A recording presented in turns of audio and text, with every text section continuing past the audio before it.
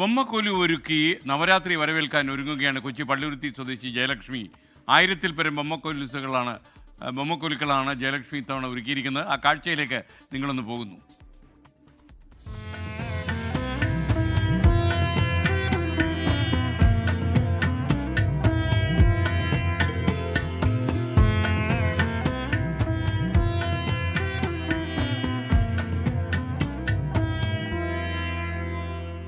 നവരാത്രി ആഘോഷങ്ങൾക്ക് നാടൊരുങ്ങുമ്പോൾ ഒരു വീട് നിറയെ ബൊമ്മക്കൊലുകൾ നിറയുകയാണ്.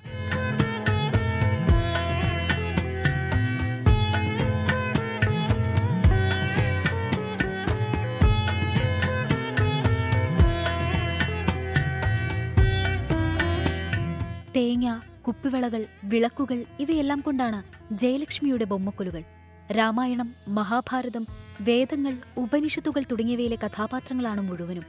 ഇനി നവമി വരെ എല്ലാ ദിവസവും നിവേദ്യവും താമ്പൂല വിതരണവും നടത്തും.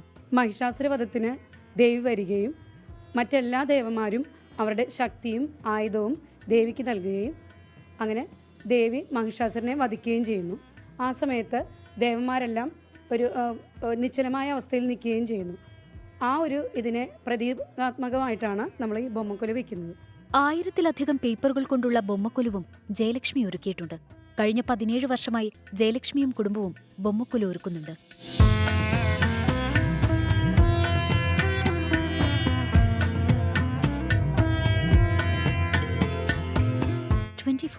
കൊച്ചി.